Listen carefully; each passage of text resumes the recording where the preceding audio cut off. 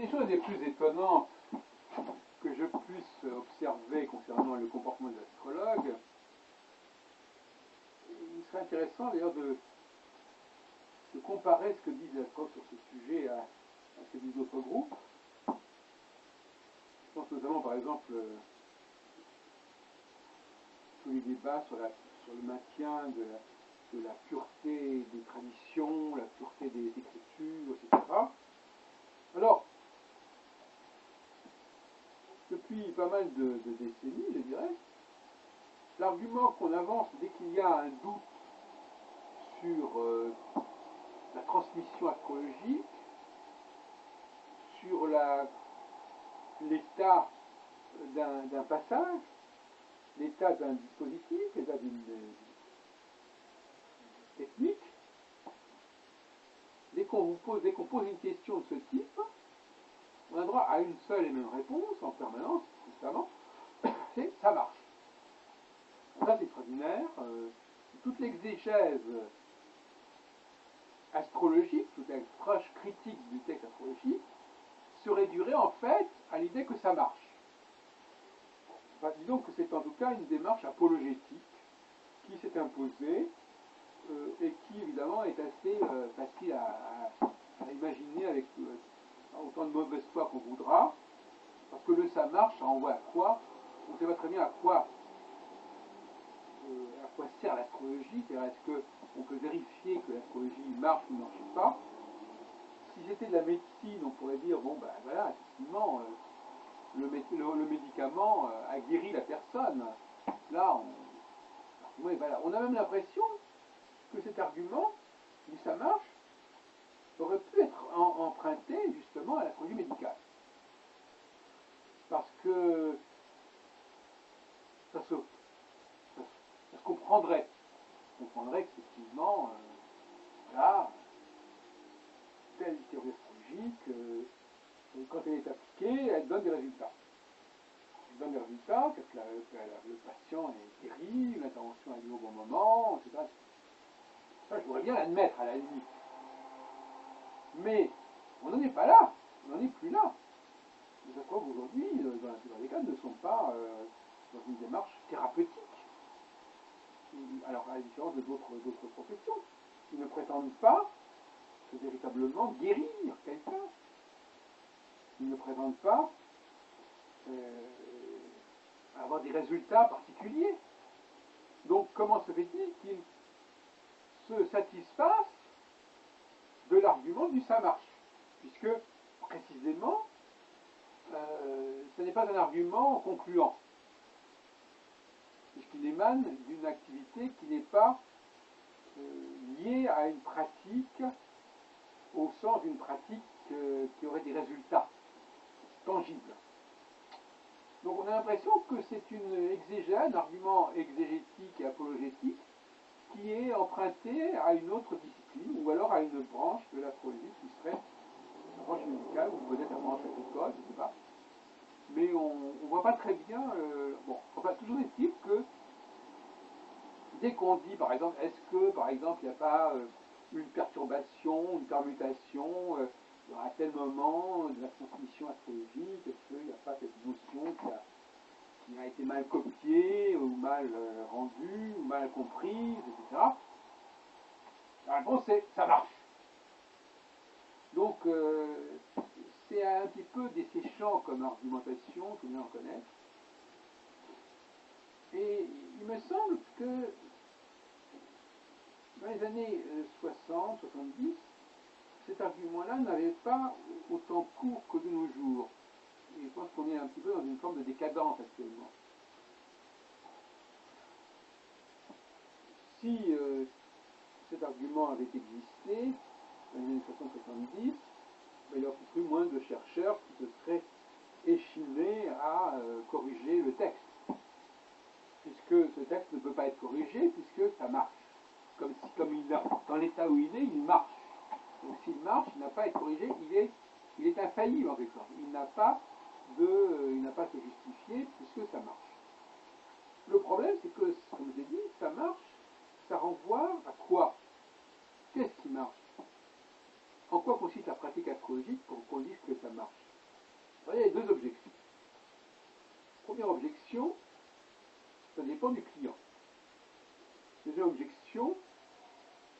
notion astrologique étant noyée dans un grand nombre de notions astrologiques, il ne paraît pas évident de pouvoir dégager la validité d'un facteur particulier.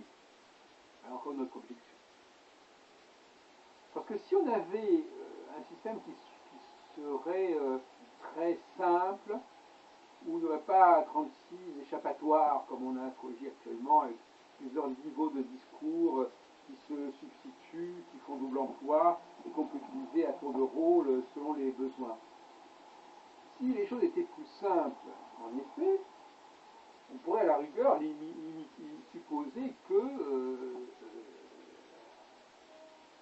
qu'effectivement on peut avoir des vérifications, des validations. Mais ce n'est pas le cas. Et deuxièmement, secondo,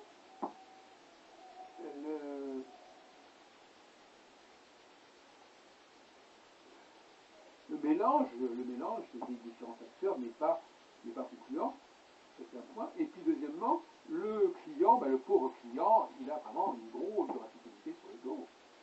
Hein, parce que c'est ce client qui est l'arbitre du débat. Un client qu'on ne voit pas. Un client dont on n'a pas le droit de parler parce qu'on est dans le secret professionnel. Donc, tout le discours de l'astrologue repose sur les clients qui ont expérimenté sa méthode, mais plus généralement, qui ont tout simplement entendu sa traduction. Il faut bien parler de traduction.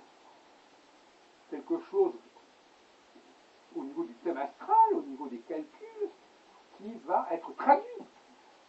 Donc, traduction veut dire aussi une latitude de lecture des textes, on peut dire.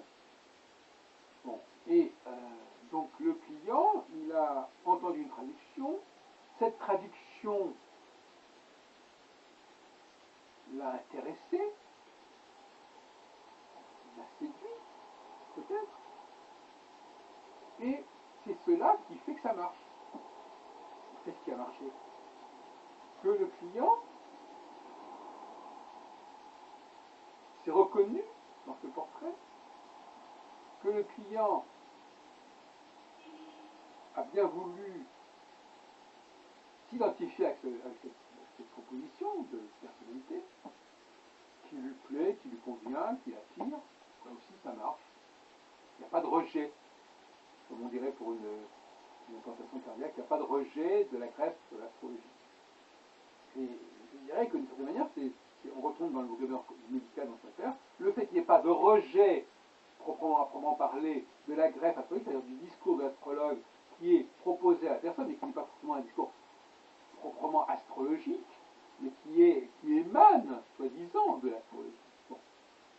Eh bien, le fait que ce discours tenu sur la personne, qu'on essaie d'implanter chez la personne, eh bien, ce discours, il n'est pas rejeté. Il n'est pas rejeté quand? Il n'est pas rejeté dans l'immédiat, et puis après, on ne sait plus très bien, parce que bon, le client, il n'a pas perdu contact avec l'astrologue. Donc, il s'agit, en fin de compte, d'un constat immédiat, dans l'heure. Dans l'heure où le discours est tenu, le temps de sa communication est lieu, parce qu'après, on part dans la nature, dans l'heure, il n'y a pas eu de rejet de ce qui a été dit. Ça a passé. Ça passe. Ça passe. Ça marche, ça passe. Donc tout notre édifice exégétique traditionnel repose sur cette partie d'échec, si on peut dire, entre la cliente et l'astrologue, qui avance des pions, et le client, il n'est pas en mesure, de façon immunitaire, je dirais, de se défendre et de rejeter ce qu'on lui apprend, ou ce qu'on lui propose, ou ce qu'on lui impose. C'est là que se joue, dans cet interstice, que se joue l'argumentaire du ça marche. Ce que je veux dire que moi-même, je suis directement concerné par ce sujet, puisque je n'ai pas arrêté depuis des décennies de corriger des documents, de corriger des textes, de corriger des dispositifs, de proposer des changements structurels qui me paraissent plus probables, plus propices. Et il me semble que dans les années 60-70, cette recherche faisait sens. Je pense au travail notamment d'Isamor Torgo, qui a publié son ouvrage sur l'astrologie au début des années 70, en italien puis en français. Elle propose des changements importants, notamment dans l'utopie des méditation. Ils n'ont pas été adoptés, tout ça, puisque l'ancien système de méditation marche. Et donc s'il marche, il n'y a pas de raison d'en prendre un autre, ou d'en changer, en quoi que ce soit. Parce que c'est du tout ou rien dans ce domaine-là, on ne change rien. Je me rappelle les tarologues anglais, c'est une école tarologue anglais, je crois que c'est Waite, qui proposait une permutation de deux arcanes majeurs, de tous lesquels. Voilà, ça c'était. On avait le droit de proposer des permutations, des changements, en disant voilà, on fait ça à bouger, à changer, etc. Mais aujourd'hui, on n'a plus le droit de le faire. C'est pas que c'est interdit, c'est que ça n'est pas entendu. Dans les années 30, Neuroman proposait des changements. Carteret proposait des changements. Moi-même, dans les années 70, j'ai proposé des changements, des corrections, des transformations, des réformes. Des réformes, pas des réformes philosophiques, des réformes sur le dispositif lui-même. Dire, par exemple, je ne sais pas moi, que le soleil en taureau, normalement, c'est en soleil, c'est doit être en taureau et non pas en bélier, par exemple, des choses comme ça. Tout cela est traité par le mépris, par les astrologues, qui veulent purement et simplement maintenir le texte traditionnel, comme si ce texte était originel, comme si ce texte était pur. En réalité, il s'agit d'une cote mal taillée parce qu'il n'est ni satisfaisant au niveau de la réflexion actuelle et des exigences structurelles actuelles, ni satisfaisant parce qu'il n'est pas non plus l'expression d'un état premier originel de ce savoir.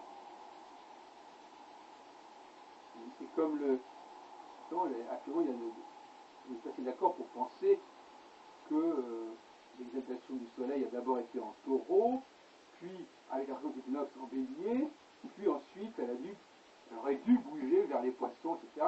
Bon. Eh bien, ça n'a pas été fait. On est resté avec le soleil en bélier, ce qui ne correspond à rien du tout. Parce que le soleil, initialement, a été exalté en taureau, qui en fait, ce qui faisait qu'il dominait le taureau, le lion, l'aigle et l'homme, et que on avait les 4 étoiles fixes royales dans ces coins-là.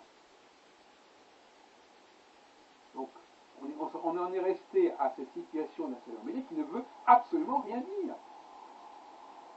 Il faut soit revenir au soleil en taureau, soit passer au soleil en poisson, voire en verseau. C'est tout décalé. Bon. Donc voilà typiquement une situation comme ça. On garde une tradition qui est déjà pas très fraîche, mais on ne veut ni revenir en arrière, ni on est au milieu du gué. Hein. On a une situation un petit peu comme ça bancale, entre deux eaux, si je veux dire. Donc voilà. Donc on n'a pas le droit. Il y a une espèce d'interdit, non pas d'une instance supérieure qui n'existe pas, mais de la société des astrologues, de la communauté des astrologues, qui conspire, si on peut dire, pour décourager toute réforme de l'astrologie, et notamment toute réforme, surtout, de la théorie des aspects, de la théorie des domiciles d'habitation, de la théorie du zodiaque, etc. Il n'est pas question de quoi que ce soit, et on se passe le mot, c'est d'ailleurs que ça marche. Et puisque ça marche, qu'on nous laisse tranquille, il n'y a rien à signaler, circuler, il n'y a rien à voir. Alors, effectivement, il serait intéressant de voir d'où sort cet argument, ce petit argument assez minable, qui est censé clouer le bec de tous ceux qui se posent des questions. Dans ce domaine-là, on vient de voir que ça marche très bien de quoi on parle, quel résultat on attend, qui décide que ça marche, qui prouve que ça marche, si ce n'est donc une pratique professionnelle qui se maintient, et qui donc est consolidée par le bouche à oreille, par la fréquentation des clients, et cet aspect-là commercial, il faut bien parler comme ça, cet aspect commercial vient valider toute la pratique astrologique et donc toute la théorie astrologique par la force des choses. Tous les dispositifs astrologiques sont conditionnés par cette fameuse réussite sur le terrain avec des clients qui sont en demande. On demande de quoi? On demande pas forcément de savoir qui ils sont, ou ils sont pas là, donc, ils sont pas là pour vérifier l'astrologie. Ils sont là plutôt pour qu'on leur dise, qu'on fasse des propositions sur ce qu'ils auraient pu être, qu'ils auraient dû être, c'est la fameuse théorie de Rudyard, n'est-ce pas? C'est-à-dire, ben voilà, on va savoir où j'en suis, ce que j'aurais dû être, et on leur dit, ben voilà, votre thème astral, c'est la référence, et non pas ce que vous avez vécu. Alors déjà, on découpe la personne de son vécu de son ressenti personnel pour lui proposer autre chose. Bon. Et bon, alors là aussi, on voit bien qu'on n'est pas dans la validation, même dans la rencontre astrologique, la validation n'est pas de l'ordre de la validation du vrai. Le client n'est pas là pour dire ce qui est vrai. Le client est là pour se reconnaître dans un portrait assez flatteur, comme le serait le client d'un peintre, mais en même temps, c'est pas non plus tout à fait ça. Je pense plutôt à un couturier ou un coiffeur qui aimerait le changement de style, le changement de look qu'on lui a proposé. Je crois que c'est la question du look qui est importante. Voilà. L'astrologue propose un nouveau look, et la personne est séduite par ce look. Ce n'est pas du tout que ce look lui convient, qu'il correspond à ce qu'elle est, mais il convient à une sorte de projection vers le futur. C'est très important, parce que j'ai beaucoup travaillé cette question-là. Les femmes, notamment, se projettent beaucoup sur le futur. Et le futur est souvent en rupture avec le passé. Donc, on peut se demander si l'astrologue n'est pas plutôt quelqu'un qui parle du futur, pas du futur au niveau de la prévision proprement parlée, mais du futur de ce qu'on va devenir, ce qu'on est, le portrait qu'on veut avoir à l'avenir de ce qu'on est. Parce que si je vais voir l'astrologue qui me dit des choses sur moi aujourd'hui, eh bien c'est mon futur dont il parle. C'est le bagage que je vais véhiculer avec moi à partir de maintenant. Donc c'est mon futur. Bon. Alors l'astrologue me parle de mon futur, d'une certaine représentation, d'une certaine image de mon futur, qui n'est pas nécessairement mon passé. Parce que là, encore une fois, le passé, on veut bien l'effacer, ce passé. Il ne s'agit pas du passé. Il s'agit d'un futur qui me botte, qui me plaît, auquel je veux bien adhérer, et je veux bien partir sur ces bases-là. C'est là que se situe le ça marche. Dans cet agrément à jouer, à faire le pari que c'est ce qu'on me propose, ça m'ira. Ça me mettra en valeur et ça me fera du bien de me voir comme ça. Comme on dirait une publicité, on vous avait jamais vu comme ça. Donc ça, c'est un argument, une sorte de projet que l'astrologue élabore avec son client pour lui parler, non pas forcément de dates qui vont lui arriver, mais de lui parler de son nouveau moi.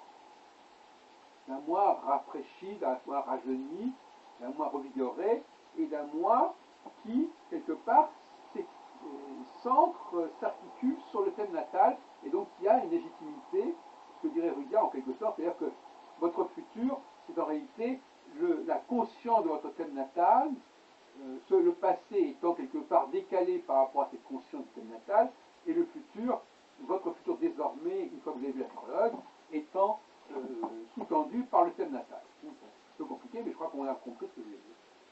Et d'un autre côté, donc, je répète encore une fois, barrage, parce que, voilà, on n'a pas le droit de changer les domiciles, on n'a pas le droit de dire que, par exemple, le zodiaque commence au taureau et non pas au bélier, on n'a pas le droit de dire que Mars n'est pas la planète du printemps, mais plutôt la planète de l'automne, etc.